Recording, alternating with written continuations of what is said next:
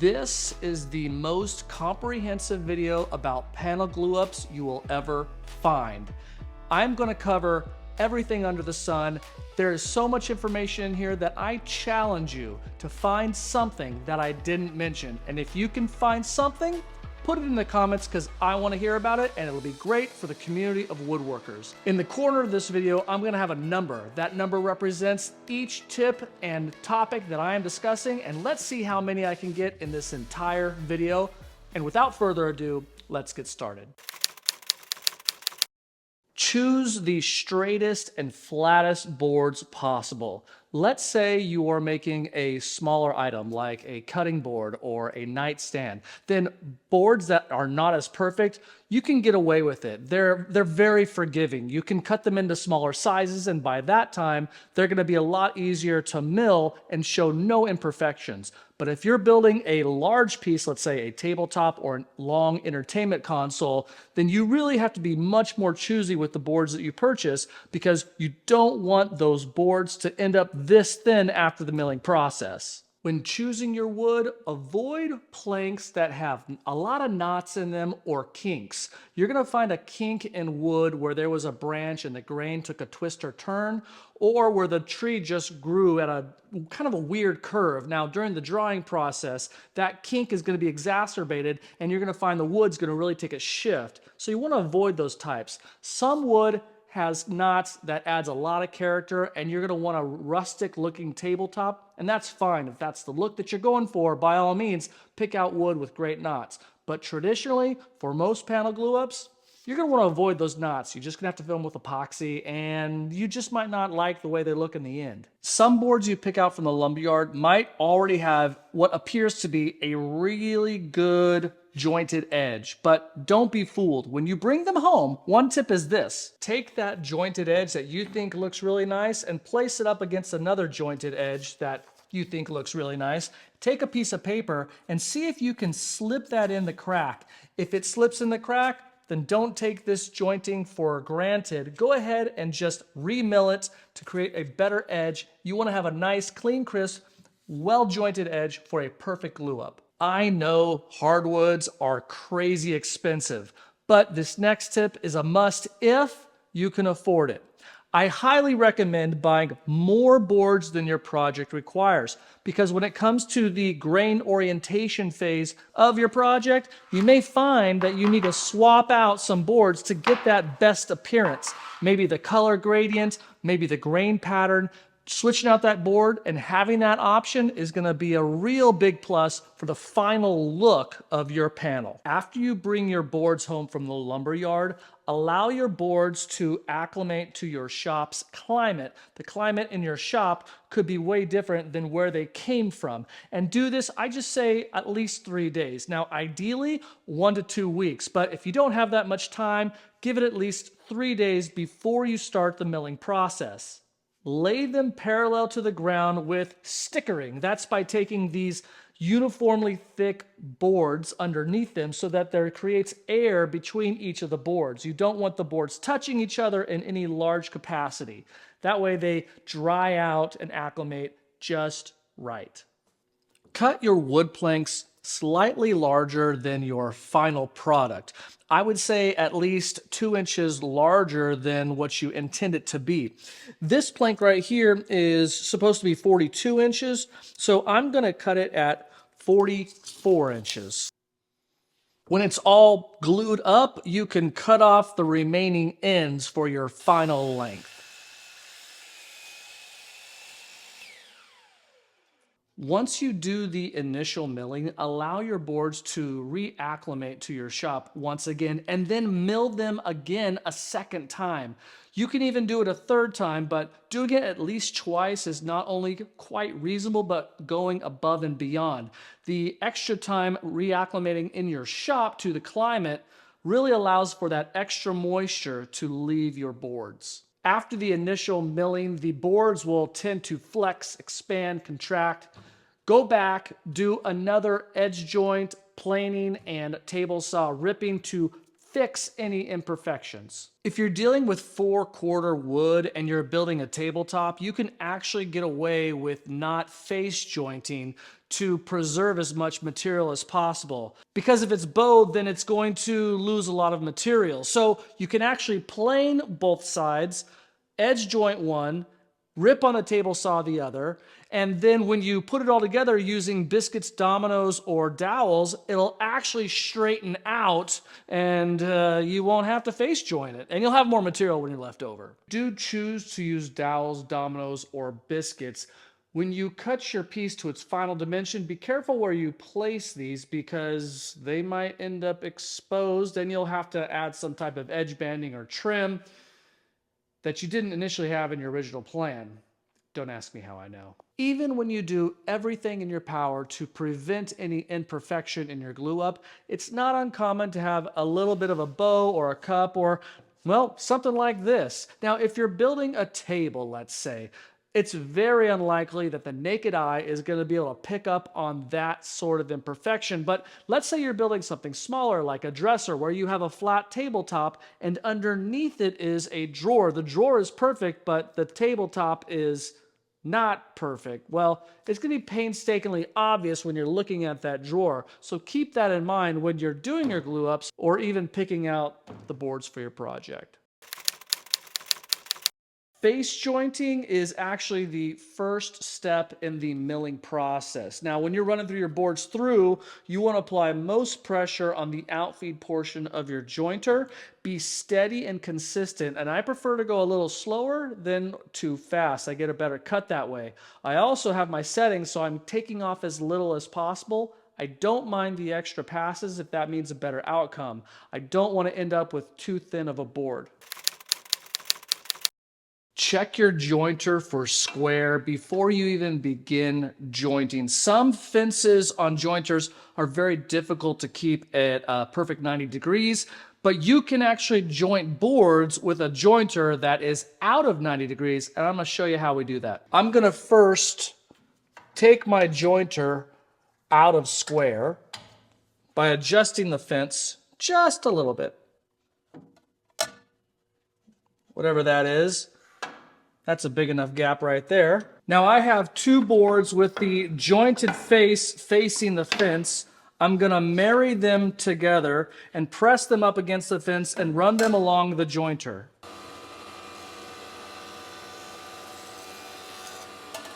Now you can clearly see that these are not square, but they both follow the same trajectory. So let's flip these over and see that they join up perfectly with each other. Now this one is thicker than this one, but the joint is perfect, and we've achieved this even with a fence on the jointer that is out of square. After jointing each board, be sure to mark the edge so that you don't forget. This is so easy to forget, and before you know it, you are jointing the same edges all over again just to be safe, which is removing more and more material. The same goes for planing. I like to put an EJ for edge joint and an FJ for face joint. That's how I remember. Never joint both edges of the board. Accomplishing this will not make it parallel. They need to be parallel. So the table saw rip is for taking off that other edge. Getting the perfect joint can sometimes be difficult, even with a joiner cutter head, whether you have a helical head or a straight blade. The edge can look jagged or rippled. Try slowing down, passing the board over the cutter for more cuts per second, and you will get much smoother results. I won't profess to be a hand tool expert, but from what I understand, after you take it to the jointer in the machine, you can take the hand plane and finish it off to get a really good square joint. It works even better if you join two boards together in your vise or with clamps on your workbench and do them simultaneously. You can get a really nice, well-jointed edge. Once you finish the edge jointing, you want to plane your boards one board after another board. Don't plane one board completely and then the next one. It'll be much more difficult to ensure that they're all the same thickness. You want them all the same thickness. But of course, sometimes you'll have to plane a board by itself a few times first because it's clearly thicker than your other boards. Get it close to the same size as the other boards so your planer can grab and pull each board at the same planer height. But then again, if one of your boards is obviously much thicker than the rest of your boards, don't use your planer to plane it down to the right size. I suggest taking it to the bandsaw and resawing it. In fact, you can make veneers out of it and all kinds of stuff. Ripping that last edge on your board on the table saw is the fourth and final step of the milling process. Make sure all of these lines are even, because if they're not, when you glue it up, it'll create gaps in your seams. In order to avoid that, you want to make sure your blade is sharp and your fence is well aligned to your table saw blade. Even and steady cuts is going to be the key for no gaps in your glue up. All it takes is the wood plank to veer just a small amount away from the fence, and it will create a lip along the edge. Also, this puts you at risk for burn marks and a risk for kickback. Feather boards can help prevent this, as well as other more expensive table saw accessories like the Jessam stock guide that pulls your wood into the fence. It's like a reverse feather board, a very cool tool that I really hope to have someday. If your blade is not at 90 degrees when you align your boards, there will be a gap at the seams at either the top or the bottom of your panel. So when you glue it up, the likelihood of your panel cupping is probable. So your boards are all milled and ready to go. You might want to consider doing your glue ups at night at the end of your day to allow for overnight curing. Panel glue ups take up a lot of space, and most hobbyist woodworkers have small shops with limited space. So waiting for your glue to dry can make it seem like there's nowhere else in the shop to work on other parts of your project. The most affordable option for clamps are pipe clamps. They come in a set of 2 jaws, and you go to your big box store, pick out a pipe, and have them cut it to whatever size you want. Leftover pipe is another clamp that you can use. The pipe clamps will do an excellent job, but I do argue for a bit more money, you can step up to parallel clamps. The advantage is you have a larger face here, and they're designed to create equal pressure along the entire face of the clamps, whereas sometimes with pipe clamps have been known to slide a little bit. Pipe clamp jaws come in 1/2 inch and 3/4 inch sizes. Now, I suppose that 3/4 inch is just better. You have a thicker pipe and less likely for the pipe to flex with clamping pressure. But honestly, I have never tested this theory. Now, the sweet spot is to use a combination of parallel clamps on the bottom and pipe clamps on the top. But you wouldn't want to mix them up. You wouldn't want to have some pipe clamps on the top and some at the bottom and vice versa with the parallel clamps. That would just be silly. When orienting your boards for best appearance, label the edge of the faces of each board, so if you move them out of order, you can always put them back in the proper position, such as A meets with A and B side meets with B. There is no wrong way to orient your board's grain and appearance. The right way is the way that you like or your customer likes, but there are things to consider. Aligning a board with straight grain next to another board with straight grain can make the seam literally disappear. You can also consider having your darkest boards on the outside and fade to your lighter boards in the middle. You can also consider keeping your darkest boards in the middle and fade to the lightest boards on the ends. My personal favorite is just simply mixing and matching the different shades to kind of get a more random appearance. I don't have any wood that shows this example, so go with me here. I drew a picture. If you have 2 boards that are both bowing, don't line them up next to each other like this. Line them up like this, because if multiple boards are bowed, when you glue them up, orient them so they are bowing in the opposite directions so your panel doesn't completely bow in one direction. Opposite bows will align and the panel can be flat. This is assuming that you are using dowels or biscuits, something like that, to align them. It's common advice to orient the in-grain rings in the opposite directions so your entire panel doesn't cup. I suppose this is technically correct and this could happen, especially if you're working with wider boards, but I prefer to prioritize the more attractive tabletop grain over the small risk of any panel cupping. You may want a more rustic look, full of character, in which you can fill the knots with an epoxy or CA glue. Listen, nowadays most homes have central air and heating, so stability of temps and humidity levels are a totally different game these days than they were, let's say, 100 years ago. So worrying about a tabletop really showing any noticeable bending or cupping is not as much of a factor nowadays as it was in the past. Each clamp allows for 45 degrees of pressure. So check where your seam is. If the 45-degree line does not intersect on that seam, then you'll need an extra clamp where that gap is. So placement of clamps and how many clamps you need really depends on where that first seam is. If it's closer to here, you're going to need an extra clamp. You can use breadboard ends to prevent cupping over time. Some people don't like this option because it can change the appearance of the design you're going for. So another option is C-channel underneath the tabletop. Also, you could consider fasteners that you could attach the tabletop to, let's say, like a skirt base or a frame, and that will allow for lateral movement but prevent bending and cupping over time. My personal favorite clamp of choice is the parallel clamp. I think these are great. They provide equal pressure. There is another clamp that I don't have, and they're made by Rockler. I'll show a picture of those where they act as cauls and clamps at the same time. I think they're a great invention, but from what I have, and I think what's most common, these are the best. The other ones are a little more unaffordable, but if you got the money to go for it, hey, get those clamps. I think they're great. If you let glue dry on your clamp bars, it's going to be a nightmare to work with in the future if you don't get that off. And it is hard to remove. So what I recommend is a few different things. You can put tape on here, and don't put it all the way on because it's hard to get off. Just let it flap open like this so that it's easier to remove when you're done. I also keep wax paper in the shop in this bag. It's totally reusable because stuff doesn't stick to it, comes right off, especially glue. You can also get like a wax, like a paste wax, and put them on your bars. Makes them a lot slippier so that the glue can come right off as well. So consider all those things to protect your clamps. You also want to protect the surface that's underneath your clamps, like your shop floor or maybe your workbench.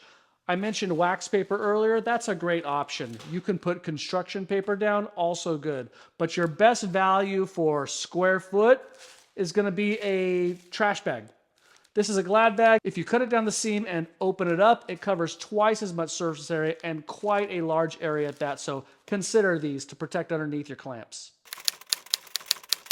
Whenever I'm doing a glue up, I have paper towels nearby, and that's why I have this little cleat here to hang this. I have a few shirts that have dried glue on them that are never going to come out. So occasionally I haven't followed my own rule, but this power tip. If your glue up consists of a lot of planks, consider gluing up them in two halves. Once those are set, then you can glue them all together. This is going to be a lot less stressful and will reduce the risk of getting any imperfections in your glue up. You can even purchase glue that better matches the color of the wood you're using, like dark Titebond. They also have, of course, your standard glue, which is closer to the colors like lighter woods, like maple or ash. You can even purchase dye to match the color of your wood, or stain. They both work just as well. Also, consider using powder pigment to customize the color of your glue to your wood. Large panel glue ups can be very stressful, so I recommend using a glue that has a much longer drying time, like Titebond 3. If you have to remove the clamps to make any adjustment, Titebond 3 is very forgiving. It really gives you a longer working time. You can even use epoxy. Now, this might take all day to cure, but you have all the time in the world if that's truly what you need.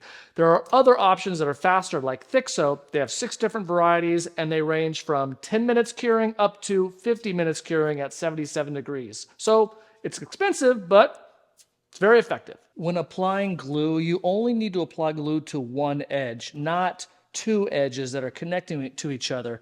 If you're the kind of person that wants to do that, then fine, go ahead. But remember, if you do, just apply a thin layer to each one. Don't apply too much pressure with your clamps. You only need to create glue squeeze out to ensure that the edges are completely touching. Once you create a small to moderate amount of squeeze out, then stop applying pressure. You can spread the glue with your finger along the edges, but I prefer to use these silicone brushes. They spread on really easy, and once they dry, the glue just comes off so easily off these silicone brushes, all in one chunk. You're gonna put clamps on both the top and the bottom of your panel glue up, because if you don't, pressure only on one side can cause your panel to fingernail in one direction or the other. Typically, it's gonna come this way. So top and bottom. You can even use Cauls as an extra insurance policy to ensure that everything stays flat, but don't glue your caul to your panel, so put some type of packing tape or Tyvek tape to create a non-stick bond. When you're applying pressure with your clamps, start with one at a time, and as you progress through the clamps, go back to the original, just a little bit each time to apply adequate pressure. Another strategy to consider is applying pressure on the ends simultaneously and then in the middle. If you focus too much on one side, what happens is they will come together over here but separate over there, and then you come over here and it creates kind of a similar problem over here. So outside, inside, outside, inside. The ends are notorious for coming out of alignment, so I say throw an F-clamp on each of the seams. Glue squeeze out can sometimes prevent you from getting a good eyeball on it, so just when in doubt, throw an F-clamp on those ends and you'll line them up really good. If you don't see glue squeezing out, then that means one of two things. You either didn't use enough glue or you need to apply more pressure. Okay, so you have all of your clamps in place. Everything looks just perfect. Before you walk away from this project, there's one last thing you definitely need to do, and that is take a look, get on the ground or down low and look underneath. If you see a gap being created between your clamps at the bottom and your panel, then you've done something wrong. You don't have proper pressure at all points. It's starting to bow like this. You need to readjust.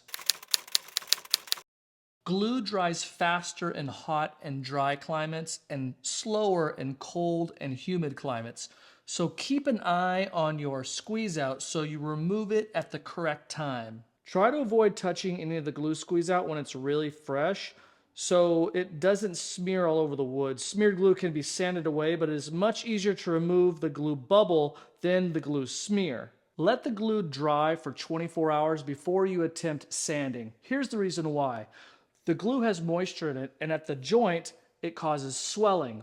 Allow that to dry. If you sand too soon, you end up taking up more material than you initially planned on, and when it dries, you'll have a bit of a valley, so wait 24 hours. If your glue is really fresh and you need extra space in your shop to work and you don't want your glue up taking up all your space, feel free to prop it up on its side, but make sure that you have the seams going vertical and not horizontal. Otherwise, the glue will drip across your panels and be more of a mess to clean up. So what you see right here, don't do that. Removing the glue squeeze out effectively can sometimes be an afterthought. Don't wait for it to fully harden because removing it can tear away the wood fibers. The best time to remove it is when it is nice and rubbery. Sometimes you will have to remove only some of the glue that is ready and leave the other larger glue bubbles for a little while longer for it to rubberize and then come back to remove it later. There are a variety of different tools that you can use to remove the glue squeeze out. A dull chisel works pretty good. Cabinet scrapers, aka card scrapers, are great. You can even use a metal putty knife. I recently bought this carbide scraper that has a carbide with 4 sides so you can rotate it, and it comes with an extra one in here, and you can change it out. I really like this tool. It's been pretty effective for removing glue squeeze out when it's about dry. If you can fit your panel through your planer, which obviously doesn't apply in this situation, you can remove a lot of the glue just by doing that. And you can get a really nice finish on your panel because planers will get you down to maybe somewhere between 100 to 180 grit kind of a feel. I'm not saying skip grits, but run it through the planer.